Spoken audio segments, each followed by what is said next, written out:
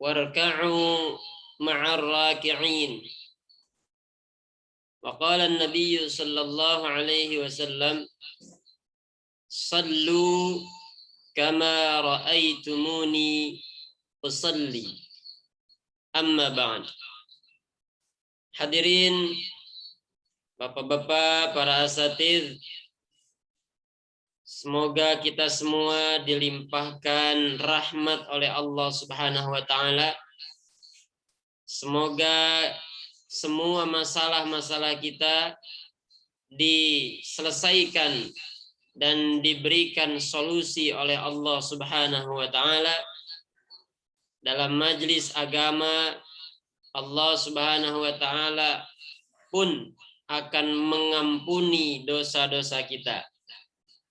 Anqumu maghfuran lakum. Setelah majlis selesai, ketika berdiri, maka Allah ampuni dosa-dosa kita.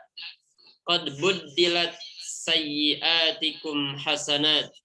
Dan Allah ganti segala kealfaan, kesalahan, kekhilafan diganti oleh Allah dengan kebaikan-kebaikan. Amin ya rabbal alamin. Hadirin yang dimuliakan oleh Allah Subhanahu wa taala, pertemuan kita kali ini akan membahas tentang adab sholat berjamaah. Maka sholat berjamaah ini merupakan perintah Allah dan sunnah baginda Nabi Muhammad sallallahu alaihi wasallam. Di layar sudah tampil, sudah terlihat.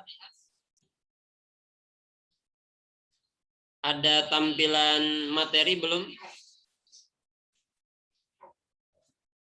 Sudah terlihat belum Ustaz Sulaiman? Kelas. Mawjud. Mawjud. Baik. Salat berjamaah sudah sama-sama kita ketahui semuanya, alhamdulillah.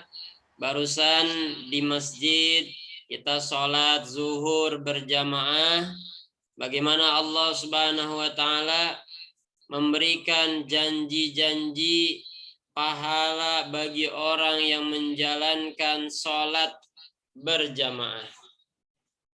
Sehingga orang yang sholat sendiri dibanding dengan orang yang sholat berjamaah, perbandingannya antara 1 berbanding 27.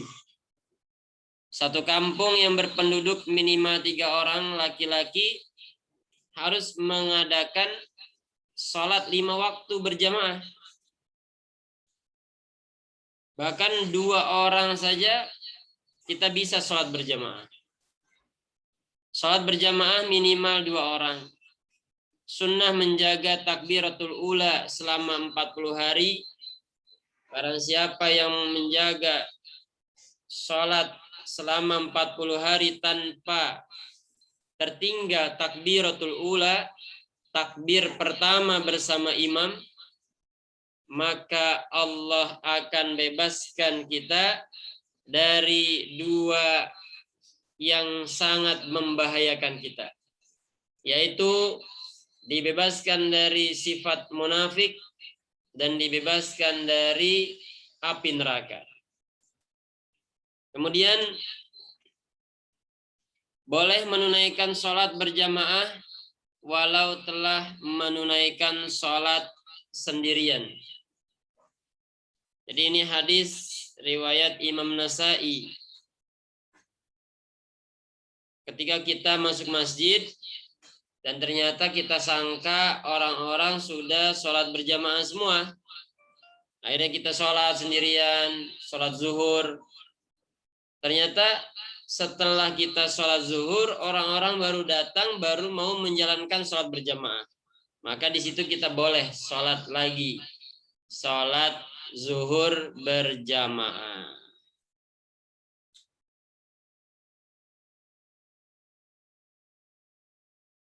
Kemudian selanjutnya 3 komponen dalam berjamaah.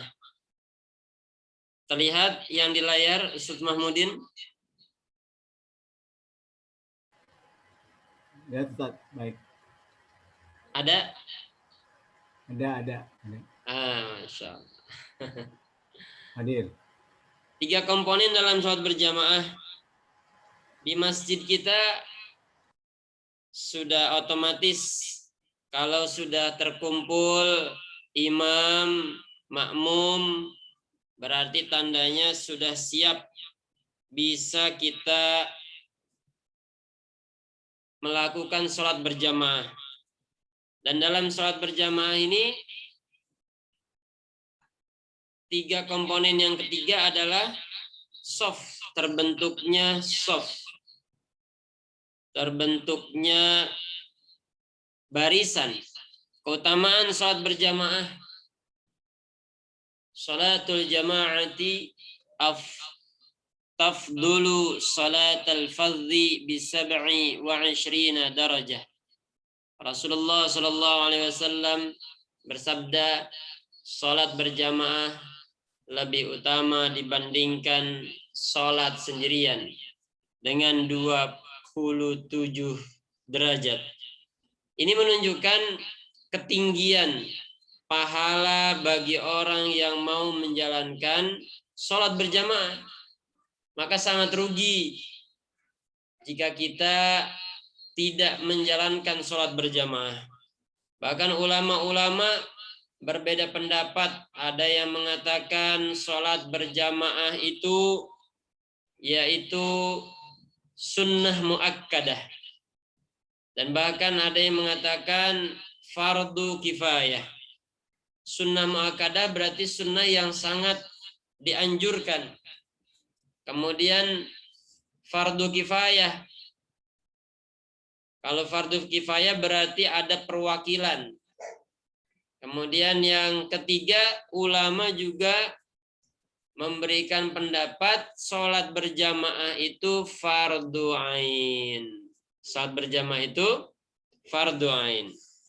Setiap orang, setiap muslim harus menjalankan sholat berjamaah. Nah, ini perbedaannya. Maka hadirin yang dimuliakan oleh Allah Subhanahu wa taala, pendapat-pendapat ini semuanya menekankan kepada kita untuk mari sama-sama kita menghidupkan sholat berjamaah.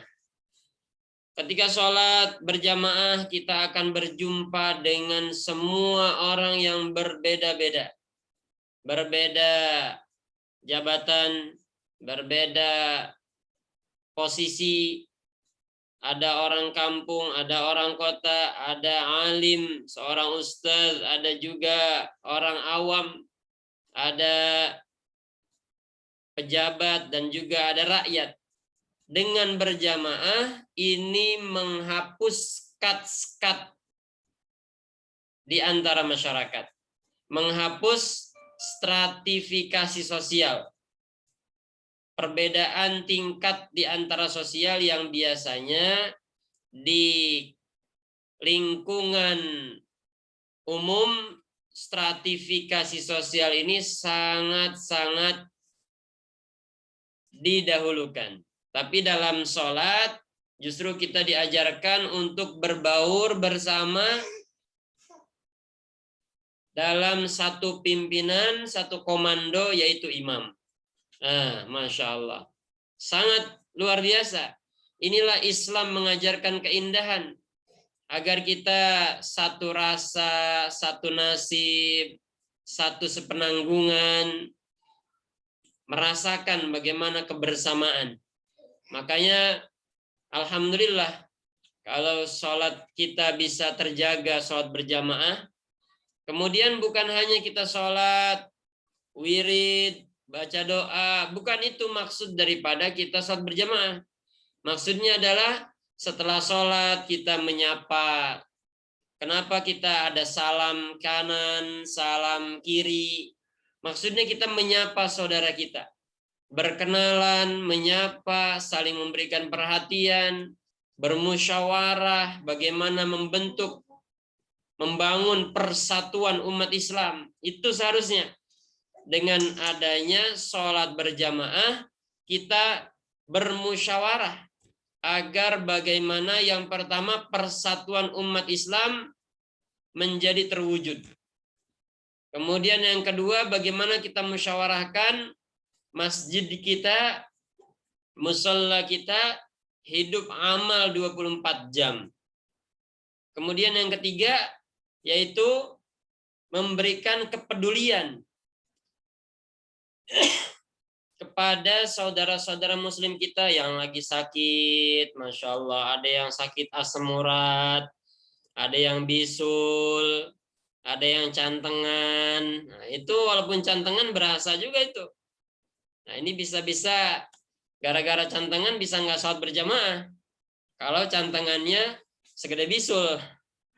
Nah, terus sariawan, walaupun kelihatannya kecil tapi sangat mengganggu aktivitas kita, anggota tubuh kita yang lain.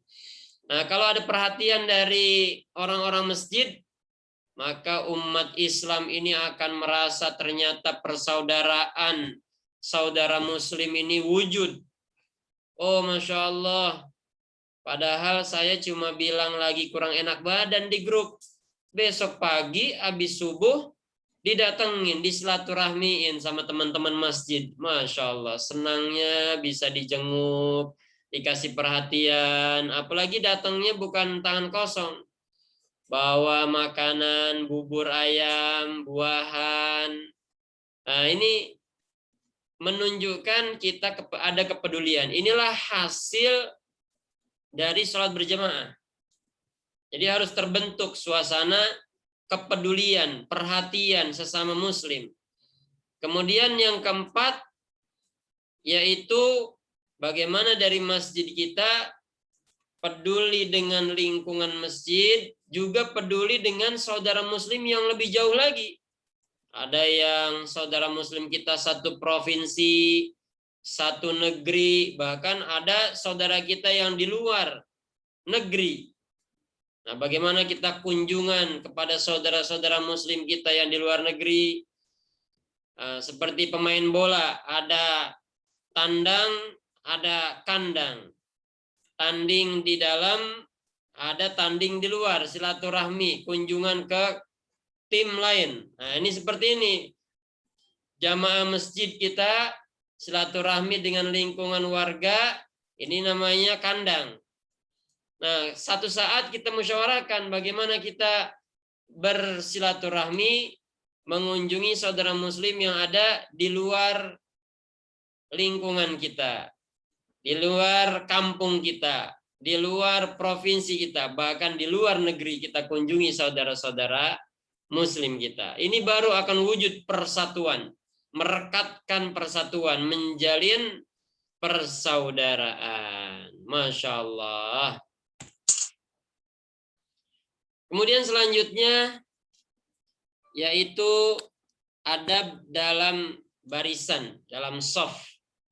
Orang yang sepatutnya berdiri di belakang imam dalam shaf adalah seorang ustadz, seorang alim, atau hafiz Al-Quran. Ini kemuliaan bagi orang-orang yang belajar agama dan orang-orang yang mempelajari Al-Quran, menghafal Al-Quran, sehingga kalau ada hafiz Quran, ada ustadz, ada ulama, maka yang berhak, yang layak berdiri di belakang imam itu adalah mereka, beliau, para ulama, para hafiz Quran. Di Inggris itu shaf pertama dan shaf kedua, karena di sana sudah hidup suasana dakwah, akhirnya lahirlah banyak hafiz-hafiz Al-Quran. Sehingga kalau kita sholat di masjid yang ada di England, di sana ada satu masjid, teman kita cerita kalau kita mau sholat di soft kedua atau soft pertama? Ditanya, are you hafiz Quran? Apakah kamu hafiz Quran? Kalau kamu hafiz Quran, silakan sholat di sini, di soft pertama dan kedua. Tapi kalau enggak, ini untuk orang-orang yang sudah hafal Quran. Maka silakan di soft yang berikutnya. Nah ini ada posisi yang Allah muliakan bagi seorang hafiz Quran, seorang ulama, alim. Maka ini kita harus suasanakan, kita syiarkan, bahkan kita sampaikan kepada jamaah kita, agar jamaah-jamaah ini tidak salah paham. Kenapa nih soft pertama nih di belakang imam saya nggak boleh? Tapi ternyata kita jelaskan, oh ini untuk memuliakan orang yang lebih banyak hafalan Al-Qur'annya berada pas di belakang imam. Kemudian yang kedua, hendaknya meluruskan dan merapatkan soft dengan menempelkan bahu dengan bahu dan kaki dengan kaki. Nah ini kondisinya memang sekarang ini lagi corona, akhirnya teman-teman kita, ulama-ulama kita memberikan fatwa bagaimana sekarang tidak rapat soft. Tapi sekarang kondisinya sudah mulai kondusif, maka banyak masjid-masjid yang sudah mulai merapatkan soft.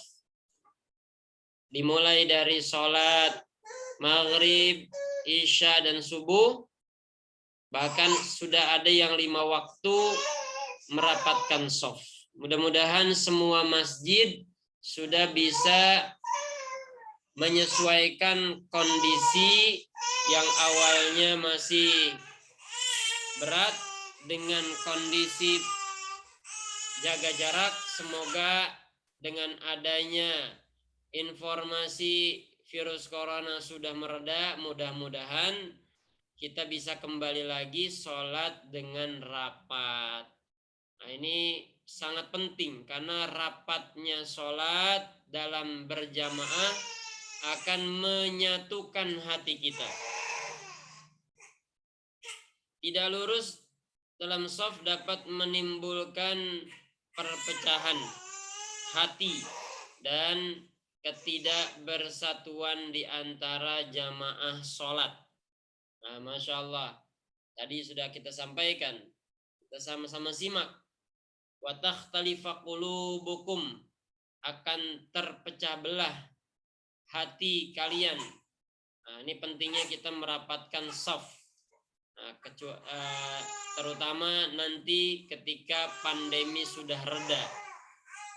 Semoga Allah mudahkan kita, Allah redakan virus pandemi ini sehingga umat Islam bisa bersatu kembali dalam sholatnya.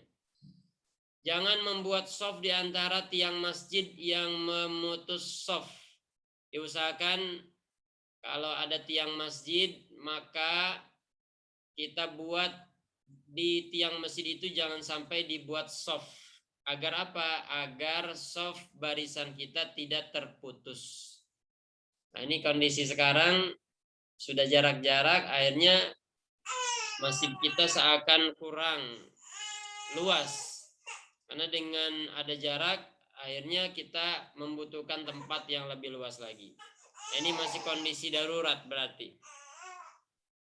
Kemudian shaf yang tidak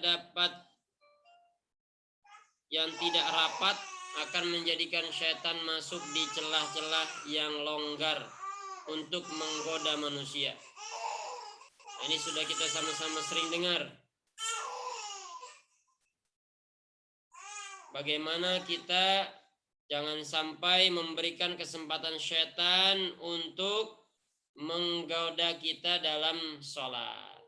Nah, sementara bagi yang belum bisa merapatkan shaf karena ada jaga jarak, niatkan, tancapkan dalam hati, pasang niat, saya niat untuk meluruskan shaf dan merapatkan shaf walaupun secara zahir masih belum rapat. Yang penting niatnya dulu. Pasang niat. Masya Allah. Calon mujahid kita, mohon maaf sebentar. Oh iya. Oh. Kemudian yang selanjutnya adalah jangan menyendiri di belakang shaf. Nabi SAW menyuruh seseorang yang menyendiri di belakang shaf untuk mengulangi salatnya. Nah, ini pentingnya kita bergabung dalam shaf. Kecuali bagi seorang haris, yaitu seorang penjaga. Nah, nanti ada seorang penjaga yang bagian hirasah. Bagian hirasah, bagian jaga kendaraan, jaga barang-barang penting, barang-barang berharga, maka seorang yang hirasah ini boleh sholat duluan. Dia membuat jamaah sendiri atau setelah sholat jamaah yang inti selesai baru dia sholat. Nah itu. Ini penting juga hirasah. Tim security di masjid. Jaga kendaraan jamaah masjid. Supaya orang-orang yang sholat itu merasa tenang, merasa nyaman, dan tentram. Apalagi sholat Jumat, Masya Allah. Ada yang motornya hilang. Karena kenapa? Karena tidak ada hirasah bagian security. Nah, ini penting. Kemudian urutan shaf adalah yang terdepan laki-laki, kemudian anak-anak, dan di belakang kaum wanita. Nah, ini adalah urutan dalam shaf. Jadi kalau kita mau membuat sholat berjamaah, yang paling depan laki-laki dewasa. Di belakang laki-laki dewasa boleh anak-anak laki-laki. Dan di belakang anak laki-laki diusahakan pakai hijab. Yang paling depan untuk kaum ibu-ibu adalah anak-anak perempuan, anak-anak kecil. Nah, yang di belakang baru adalah wanita-wanita dewasa. Ini urutan dalam shaf, dalam barisan sholat, untuk kaum bapak dan kaum ibu. Kenapa dibuat seperti itu? Agar terhindar daripada hal-hal yang mengganggu dalam sholat. Jika berjamaah hanya 2 orang laki-laki, maka makmum berada di sebelah kanan imam. Nah, Ustadz Mahmudin pulang kerja, baru mau sholat isya, ternyata ada security di situ yang baru mau sholat, maka karena berdua aja, maka security yang jadi makmum ini di sebelah kanan Ustadz Mahmudin. Alhamdulillah, insya Allah kita sudah sama-sama tahu, dan semoga dengan adanya seperti ini kita semakin tahu dan mengulang kembali. Terus, jika 2 laki-laki berdampingan dan sebagian wanita, maka laki-laki berdampingan dan wanita di belakang keduanya. Nah, ini kalau ada kita cuma berdua laki-laki, maka yang wanita di belakang, yang laki-laki jadi makmum ini berdampingan dengan imamnya.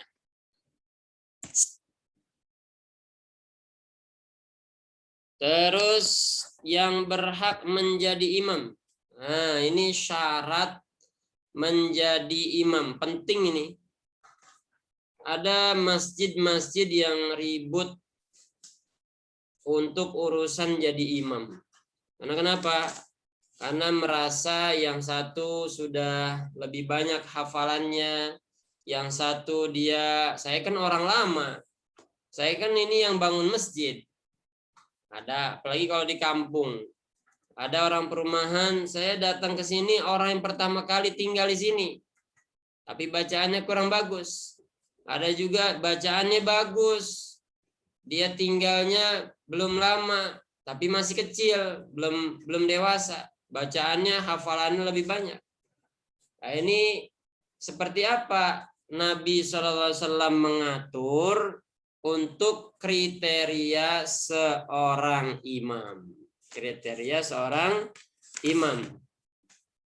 Yang pertama yaitu aqra'uhum, orang yang paling banyak hafalannya. Ya ummul qaumu, seseorang imam mengimami satu kaum, satu masyarakat, dilihat yang pertama kategorinya adalah aqra'uhum, orang yang paling banyak hafalannya. Kalau hafalannya sama, si Abdul dan si Utsman hafalannya sama. Gimana ini sama-sama hafal 15 juz? Bagaimana memilih dia jadi imam? Yang kedua, dia adalah yang paling faqih, afqahuhum, orang yang paling faham agama, paling faqih. Oh, dia sudah punya hafalan 15 juz, juga sudah pernah belajar mondok di Lirboyo. Belajar kitab Nahwu, Shoraf, bahasa Arab. Jadi bacaan-bacaannya bukan hanya hafal tapi juga faham, ngerti. Nah, ini dia lebih layak. Seperti itu. Terus bagaimana kalau ternyata dua-duanya sama-sama alim? Dia juga ngerti, yang satu hafalnya 15 juz, yang satu dia juga faqih, alim, yang satu lagi sama seperti itu. Dilihat dari siapa? Yang ketiga dilihat dari sisi dia lebih dahulu tinggal di situ. Siapa yang lebih duluan tinggal di situ? Apalagi kalau memang dia sudah jadi warga orang di situ. Nah, ini aqdamuhum hijratan, orang yang paling pertama kali hijrah datang ke situ. Kalau dia tinggal di kampung, ya memang orang kampung situ, ya dia berarti yang lebih berhak. Pendatang, perantau, tidak boleh selonong boy, nyelonong untuk jadi imam, kecuali memang diminta untuk jadi imam. Nah, ini langkah-langkah kriteria bagi seorang imam. Kalau ini dijalankan, insya Allah nanti akan ada keamanan, kenyamanan. Enggak rebut-rebutan. Oh, ini ada masjid ribut, oh, ditentuin imamnya. Tapi ternyata imamnya enggak sesuai kriteria. Nah, ini makanya kita harus usahakan persiapkan generasi muslim kita, anak-anak kita, agar mereka siap menjadi imam di masjid kita dan di masjid-masjid yang lain. Kemudian makruh menjadikan imam orang yang uzur. Nah, ini usahakan imam kita yang sehat, yang enggak beser. Emang dia mau orangnya tukang dikit-dikit mau buang air kecil terus. Apalagi dia suka kentutan, suka buang angin. Nah, ini uzur. Jadi makruh kalau kita jadikan sebagai imam. Terus musafir sebaiknya tidak mengimami jamaah sholat orang yang tempatan. Nah, ini makanya ada orang-orang sahabat-sahabat kita yang biasa i'tikaf dari masjid ke masjid.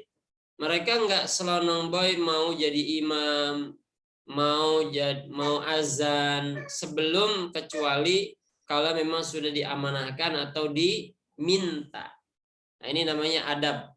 Belajar adab agar kita ini dimanapun harus kulonuwun, permisi, minta izin. Tugas imam. Masya Allah. Yang keempat tadi masih imam ya, jangan bermakmum kepada imam yang berhadas atau imam yang tertidur atau yang mengantuk. Dan jangan menjadikan imam yang tidak disukai oleh makmumnya, karena ia juga tidak akan disukai oleh Allah. Jika imam benar, maka kebenarannya untuk semua jamaah. Jika imam salah, maka kesalahannya untuk imam sendiri. Hadis ini riwayat Imam Ibnu Majah. Nah, kita usahakan kita punya imam yang sehat, paripurna, yang tanpa uzur. Nah, seperti itu. Dan juga kita sebagai makmum juga tidak boleh terlalu curiga, terlalu mudah memvonis imam kita kok begini begitu. Nah, tidak boleh juga. Tetap kita harus jaga kemuliaan, penghormatan, mengagungkan imam kita. Nah, ju'ilal imamu liyutamma bihi. Dijadikannya seorang imam itu untuk diikuti. Nah, ini penting nih. Amir, imam, seorang pemimpin, ini harus diikuti. Bahkan gerakan-gerakan dalam sholat pun kita harus perhatikan. Jangan sampai kita mendahului imam. Tugas imam sebelum takbir hendaknya menganjurkan makmum untuk merapatkan shaf. Misalnya ada ustadz yang namanya Ustadz Imran. Nah, Ustadz Imran keluar dari sekretariat, dari ruang imam, langsung menuju tempat imam dan langsung mengkondisikan dengan ucapan sawu wastaqimu sufufakum, rapatkan dan luruskan barisan kalian. Ini penting, harus diingatkan. Bahkan kalau sekarang bukan hanya diingatkan rapat shaf, juga diingatkan untuk menonaktifkan handphone. Nah, ini penting nih. Kadang sholat kita jadi terganggu saat ada orang yang handphonenya berbunyi, berdering. Apalagi sampai bunyinya lagu-lagu yang disco, dangdut, reggae, lain sebagainya.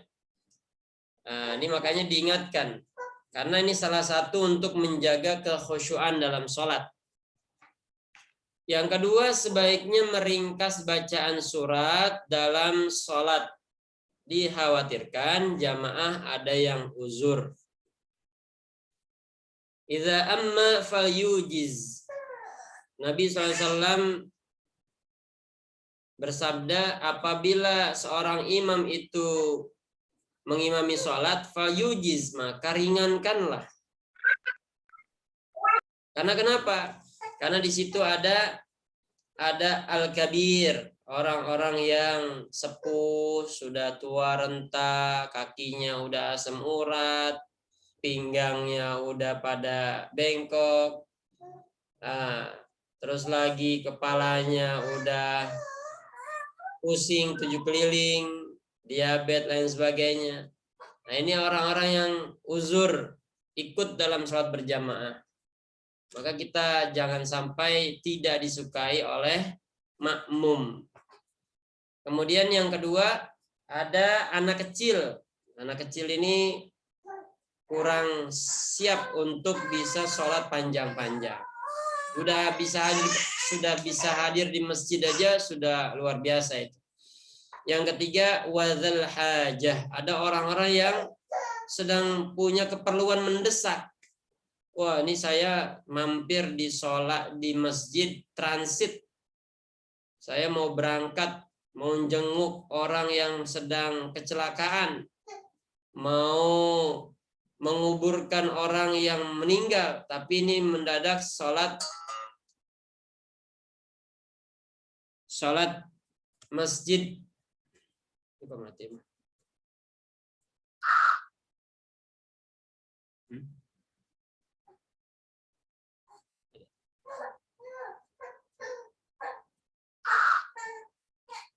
Ya,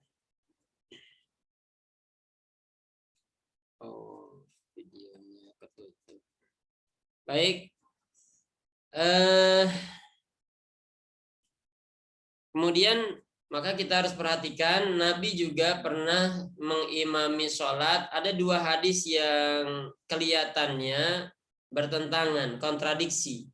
Pernah sahabat itu mendatangi masjid Nabi terlambat, tapi alhamdulillah sahabat itu tidak terlambat karena Nabi membaca surat yang panjang. Nah, di satu sisi ada hadis Nabi yang tadi idza amma falyujiz, kalau kita mengimami sholat maka ringankanlah.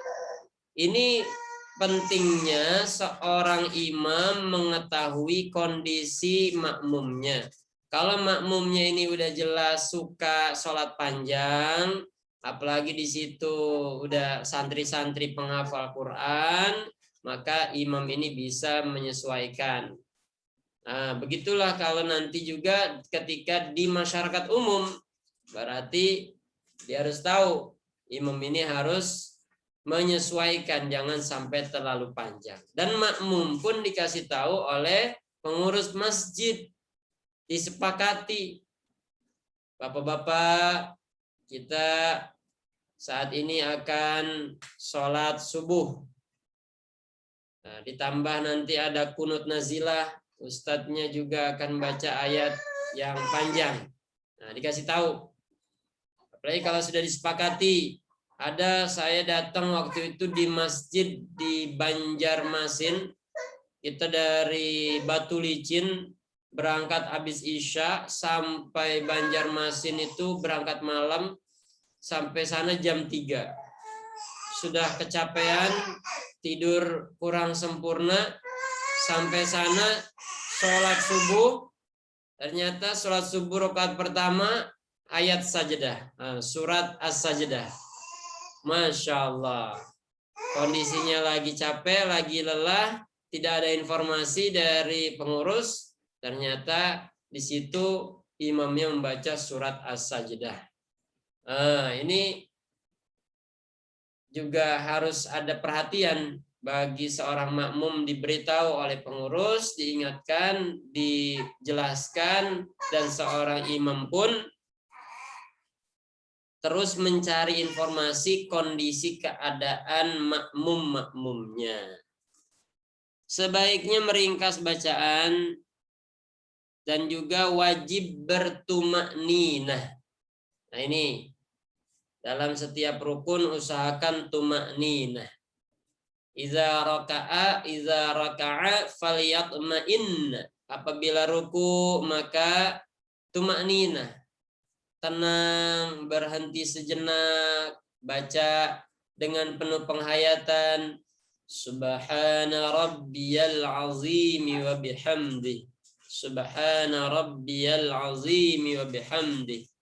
Begitu juga dengan sujud, begitu juga dengan rukun-rukun yang lain. Diusahakan seorang imam jangan sampai terburu-buru. Terus ini hadis riwayat Imam Tirmizi. Setelah salam disunahkan imam menghadap ke makmum dengan berputar ke kiri atau ke kanan. Hadis riwayat Imam Ibnu Asakir, Imam Abu Dawud, dan Imam Ibnu Majah. Nah, ini kita sering lihat kan, kalau lagi jadi makmum ada imam-imam yang menghadap ke kita sebagai makmum. Nah, ini ternyata adalah sunnah. Tapi kalau imamnya merasa masih muda atau merasa nggak enak, dia jadi imam nggak terlalu menghadap ke makmum, dia agak miring cuma 45 derajat. Nah, biasanya menghadap ke mimbar. Minimal sudah mau menunaikan sunnahnya. Kemudian syarat-syarat imam. Yang pertama at-tamyiz. Tamyiz ini bisa membedakan baik dan buruk. Kemudian berakal, Islam, tentunya pasti harus Islam ya kalau jadi imam, masa orang Kristen ya. Laki-laki bila mengimami orang laki-laki atau banci. Jadi kalau laki-laki maka mengimami bagi laki-laki. Tadi sudah dibahas tadi, ada imam buat laki-laki, perempuan. Boleh nggak perempuan mengimami laki-laki? Ini nggak boleh. Perempuan mengimami perempuan. Kalau ada banci sama perempuan, siapa yang jadi imam? Yang banci. Tapi bancinya yang memang jelas-jelas dia laki-laki. Nah ini. Terus mukallaf untuk imam Jumat. Diusahakan bagi seorang imam sholat Jumat yang mukallaf, yang baligh, yang dia sudah lebih dewasa, sehingga dia tidak gugup lagi dan juga sudah layak menjadi imam. Kemudian tidak ada keharusan mengulangi sholat seperti orang yang bertayamum karena dingin atau tidak ada air di tempat yang besar dugaan adanya air di situ. Ya, ini syarat-syarat jadi imam. Tidak bertindak sembarangan tanpa ijtihad mengenai bejana atau baju atau kiblat. Nah, seorang imam, walaupun imam ini alim, faqih, untuk arah kiblat juga jangan sampai mengambil keputusan sendiri, inisiatif sendiri. Harus ada musyawarah dengan ahli-ahli fikih, ulama-ulama yang lain. Baju juga sama, bagaimana kesunahannya. Jangan memodifikasi, wah ini saya jadi imam nih, pakai baju-baju yang parlente, baju-baju yang gaul. Jadi imam masa gaul begitu? Ya, usahakan yang sunnah, pakai baju sunnah, menampilkan sunnah yang sempurna. Pakai gamis warna putih, pakai peci, apalagi bersorban, memakai siwak, minyak wangi. Nah itulah yang dicontohkan oleh Nabi. Kemudian tidak bertindak sembarangan, memahami cara sholat. Tentunya seorang imam harus memahami cara sholat. Tidak salah ucap sehingga merusak makna ketika membaca Al-Fatihah. Ini ada di antara kita, apalagi kalau kita silaturahmi ke Jawa, Rabbil ngalamin bacanya. Nah ini bisa merubah makna. Tapi kalau mereka sudah berusaha belajar, ya dimaafkan. Yang penting sudah berusaha untuk memperbaiki bacaan. Terutama bagi seorang imam, jangan sampai bacaannya salah. Nah, khususnya surat Al-Fatihah. Tidak bisu meskipun makmumnya bisu. Jadi seorang imam diusahakan yang tidak bisu, walaupun ada tunarungu. Nah, ada orang-orang tunarungu yang mereka dikaruniai oleh Allah keunggulan, keistimewaan, tidak bisa bicara dan tidak bisa mendengar. Tapi mereka kalau sudah dapat hidayah, wah luar biasa. Semangat mereka belajar agama. Ada pesantren penghafal Al-Quran khusus untuk tunarungu di Yogyakarta. Mereka belajarnya dengan bahasa isyarat. Nah, bahasa isyarat. Kemudian bukan orang yang ummi, yaitu tidak bisa baca Al-Fatihah dengan baik, sedangkan makmumnya pandai membaca. Nah, ini kita usahakan seorang imam dia orang yang bisa membaca, bisa menulis, nah, terutama ya paham agama. Paham agama. Di sini dikaitkan dengan Al-Fatihah tadi, karena ini Al-Fatihah merupakan rukun dalam sholat. Tidak boleh mengikuti lainnya. Masa jadi imam mau ngikutin yang lain, apalagi nungguin makmum. Enggak, imam ya menjadi komando. imam menjadi contoh untuk diikuti. Liyu'tamma bihi. Imam itu diikuti. Bukan pelaku bid'ah yang dikafirkan. Nah, di sini salah satu kriteria seorang imam tidak melakukan hal yang dibid'ahkan. Tapi lagi-lagi kita juga jangan mudah mencurigai imam atau memvonis imam. Harus tabayyun, cross check, klarifikasi. Segala perbuatannya jelas bagi makmum agar bisa diikuti. Nah, ini jelas. Nah, rukunya, sujudnya, jangan sampai ragu-ragu. Mau ruku tapi kayak nggak ruku, nggak jadi. Nah, ini akhirnya makmumnya bingung jadinya. Berkumpul syarat-syarat sholat pada imam secara yakin. Ini syarat-syarat sholat juga ditunaikan oleh imam. Berniat imaman dalam sholat wajib atau muakkadah. Bagi seorang imam, makanya ada lafaz niat usolli fardhu zuhri arba'a raka'atin mustaqbilal qiblati adaan imaman. Imaman, menjadi imam. Saya menjadi imam.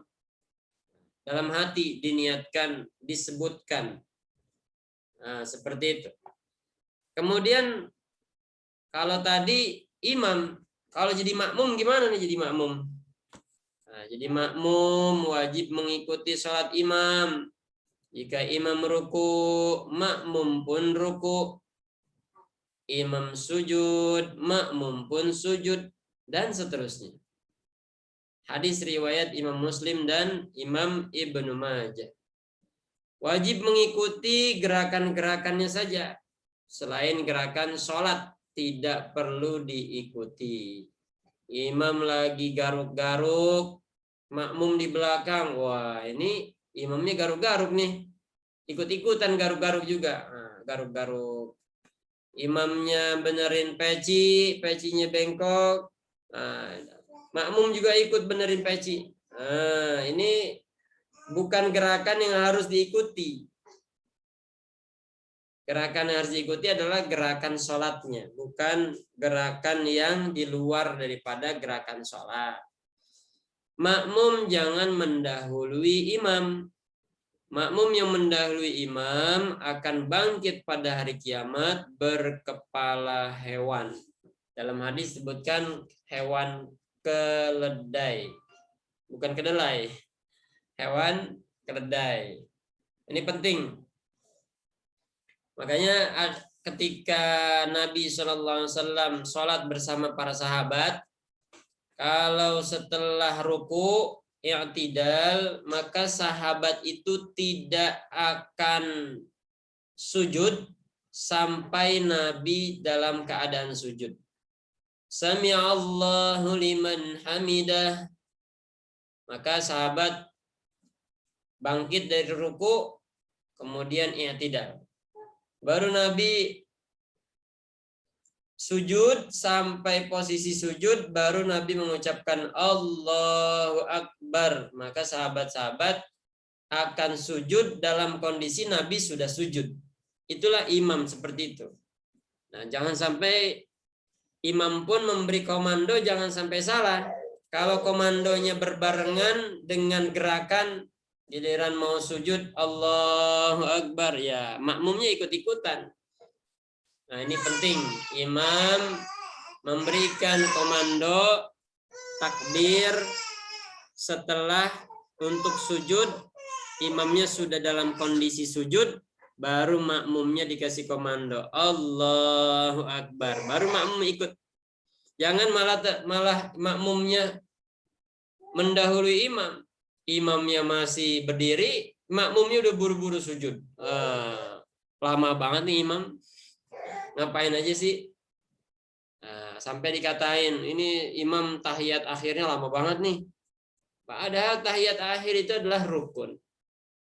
Ya, kita harus tunaikan dengan sempurna. Terus makmum jangan meninggalkan tempat sholat sebelum imam meninggalkan tempat sholatnya. Kecuali jika sangat mendesak. Hadis riwayat Imam Nasai. Nah ini yang kondisinya yang sekarang umat akhir zaman ini sudah nggak bisa nih kayak gini. Kalau zaman dulu di kampung, orang-orang kampung itu betul-betul ngikutin imam setelah sholat wirid baca doa, maka semua ikut, bahkan ada baca tahlilnya, baca la ilaha illallah, la ilaha illallah, la ilaha illallah, la ilaha illallah, baca tahlil 100 kali, baca la ilaha illallah 100 kali. Ini di kampung dulu seperti itu. Tapi sekarang Masya Allah udah zikirnya pendek, imamnya ditinggal juga sama makmumnya. Nah, diusahakan kita jadi makmum terus mengikuti imam sampai selesai. Dan imam pun ngerti kalau sholatnya yaitu zuhur, asar, maghrib yang kondisinya orang buru-buru, nah, itu jangan lama-lama. Jangan lama-lama. Kemudian apabila imam melakukan kesalahan, makmum lelaki menegurnya dengan membaca tasbih. Nah, imam lupa. Ini udah tahiyat awal belum ya? Kayaknya udah. Akhirnya imamnya langsung berdiri.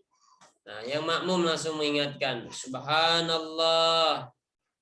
Nah, pelan-pelan. Terutama makmum yang ada di belakang imam. Itulah pentingnya orang yang di belakang imam ini ngerti, paham agama. Jadi dia bisa menegur.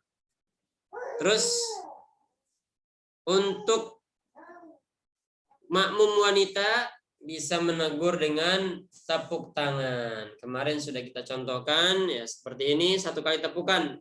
Nah, imamnya diingatkan, ditegur. Hadis riwayat Imam Ibnu Majah.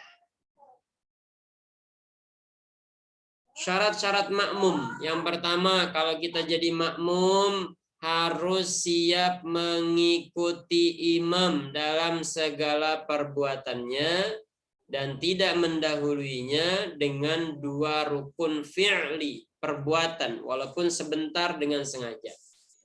Nah, ini kita jadi makmum usahakan walaupun kita merasa lebih tua, lebih berumur, atau kita merasa lebih tahu agama, lebih banyak hafalan Al-Quran, kalau kita menjadi makmum, tetap kita harus ikuti imam kita.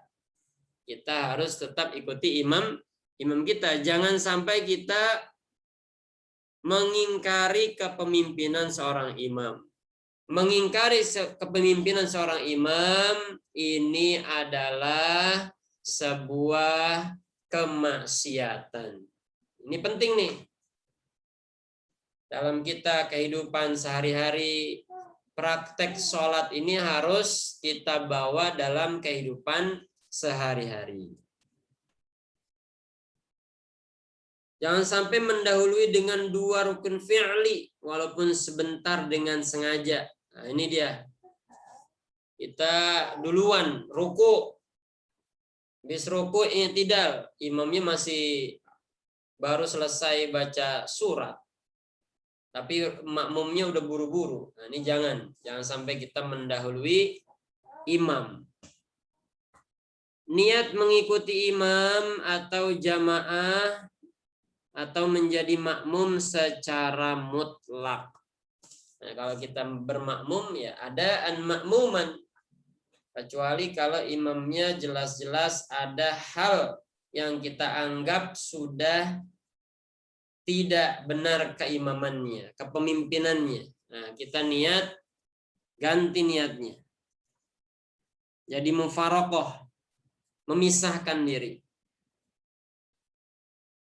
menyesuaikan diri dengan imam dalam hal sunnah yang pelanggarannya merupakan kesalahan besar seperti sujud tilawah. Ini kalau ada imam yang baca surat-surat yang kita harus sujud tilawah, kita ikut. Baca surah As-Sajdah, ada sujud tilawahnya, kita ikut. Kalau kita nggak ikut, nah ini berarti kita menyalahi sikap kita sebagai makmum. Meyakini kedahuluan imam atas perbuatannya. Nah, kita pastikan imam ini lebih dulu daripada kita sebagai makmum. Nah, imam sudah mulai i'tidal, kita siap i'tidal. Imam sudah sujud, maka kita siap sujud. Nah, kita pastikan. Terutama kalau kita menjadi makmumnya jauh. Nah, ini kita ikuti barisan yang ada di depan kita. Seorang imam dengan makmum jaraknya paling jauh itu yaitu 300 hasta, 135 meter. Nah, satu hasta itu 45 cm. Nah, ini harus kita perhatikan. Apalagi kalau barisannya softnya ini banyak. Nah, di situ sampai harus ada Bilal, ada tambahan suara yang mengingatkan. Sami'allahu liman hamidah. Imamnya baca gitu. Bilalnya Sami'allahu liman hamidah. Supaya suaranya itu terdengar sampai semua soft yang di belakang. Terus mengetahui perpindahan dalam semua perbuatan imam untuk diikuti. Ini kadang ada imam yang suaranya nggak kedengeran. Suaranya nggak kedengeran. Ini masih sujud aja, semua makmum ini masih sujud. Mau pindah ke rakaat berikutnya nggak tahu. Nah. Terus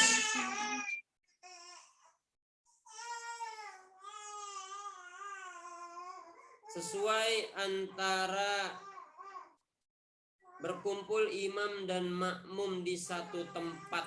Nah, tidak meyakini, tidak mendahului imam, tidak meyakini kebatalan sholat imamnya. Nah, jadi kalau kita yakin imam ini batal, maka kita mufaraqah. Kita tidak bisa memberitahu imam sampai diumumkan, imamnya nih di kakinya ada tai lotoknya, nah, di kakinya ada tai ayam. Nah, nggak bisa kita.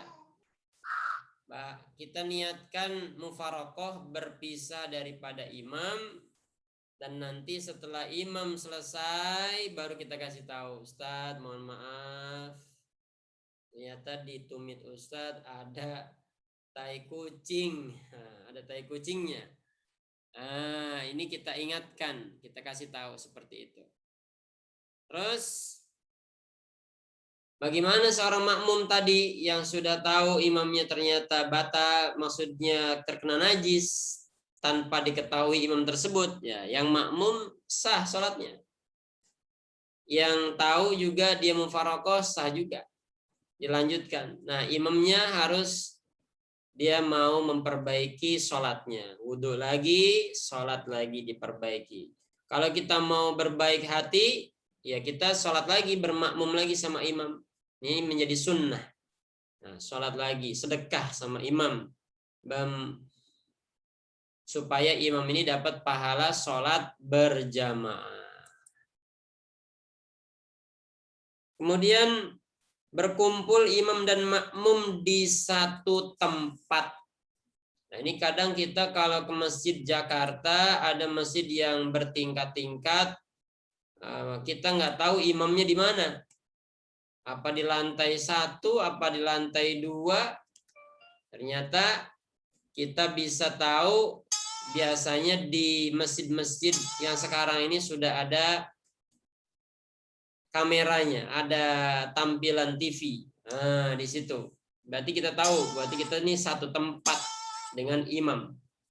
Sesuai antara sholat imam dan makmum dalam perbuatan-perbuatan nyata. Ya.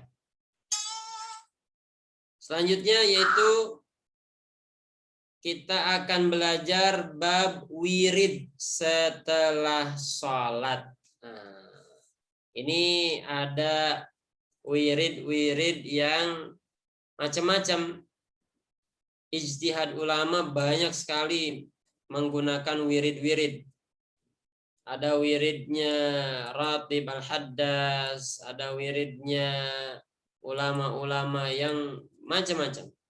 Nah, di sini yang paling utama, yang pertama dibolehkan berzikir dengan keras sesuai sholat fardu. Ini hadis riwayat Imam Bukhari dan Muslim. Makanya ada masjid-masjid yang zikirnya, wiridnya itu dijaharkan, dinyaringkan.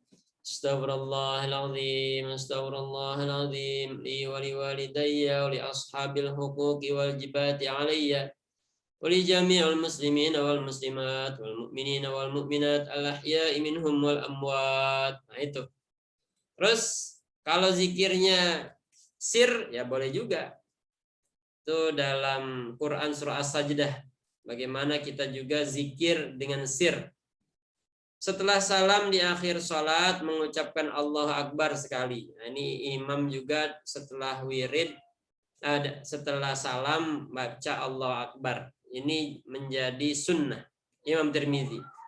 Terutama yang sering kita dengar adalah setelah salam kita wirid istighfar.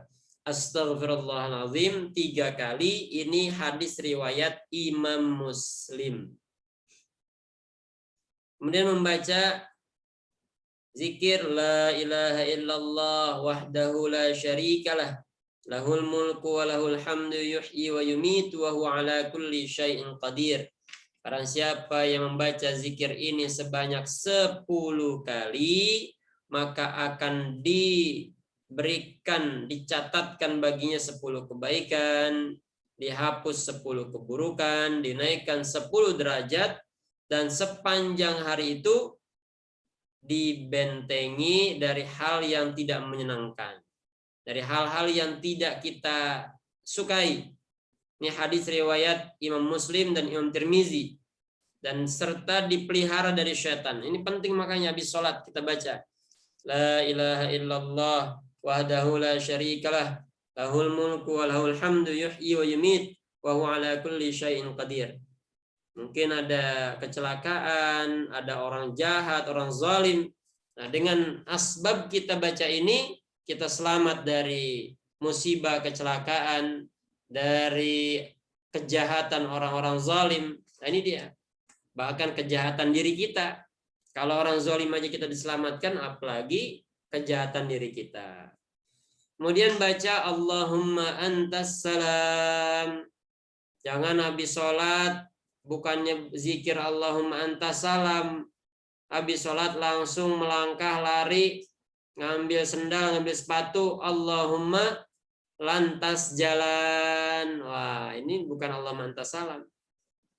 Baca zikir apalagi? Subhanallah 33, Alhamdulillah 33, Allahu Akbar 33.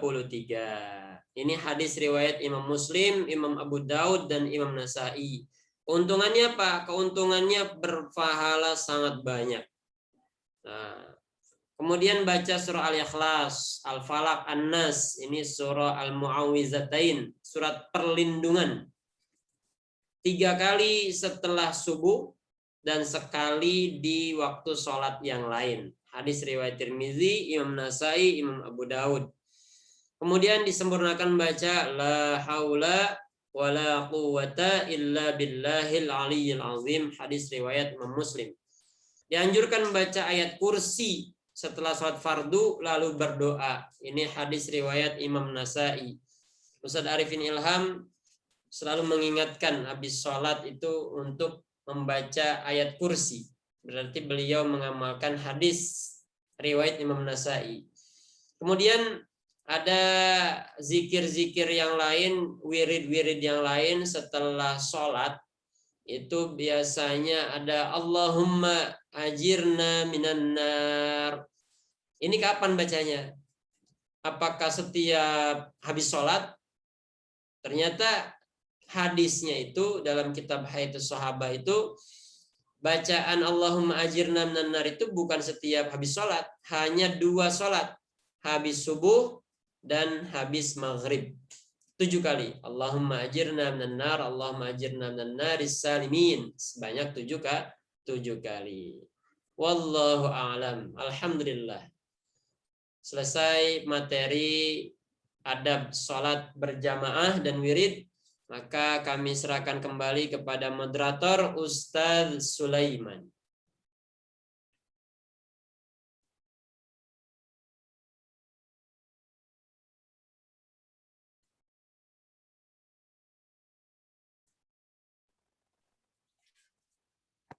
Alhamdulillah, qad nata'allamna fil bab adabu shalah bil jamaah wal ba'da shalah, doa ba'da shalah au wirid. Wal an al barnamazul ba'da as-su'al wal ijabah. Tafaddalu fas'alu Ustadz Mahmudin wa Ustadz Abdullah, tafaddal fas'al.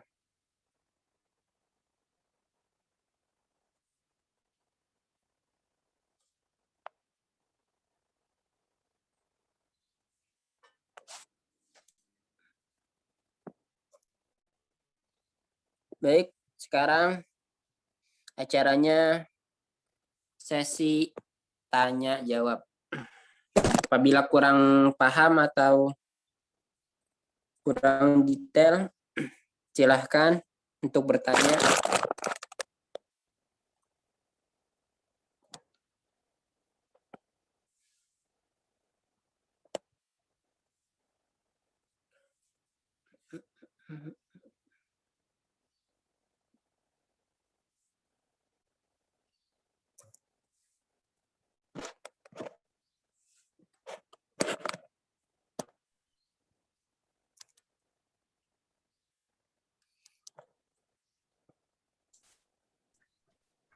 Apakah ada yang ingin bertanya?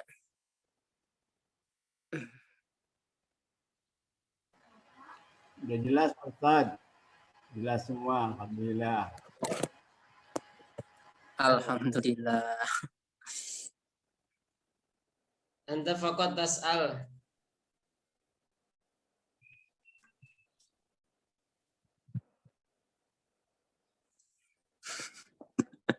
Ana.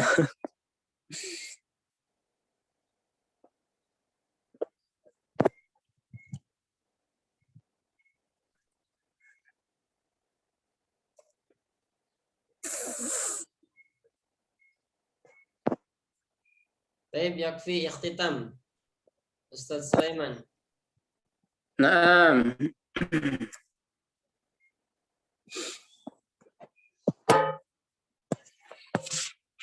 Idza lam tas'alun idzan qad fahimtum jami'an fil bab shalah bil jamaah insyaallah. Insyaallah. Wal an al barnamaj al qabla an nahtam hadzal baramij ayabina naqra doa kafaratul majlis.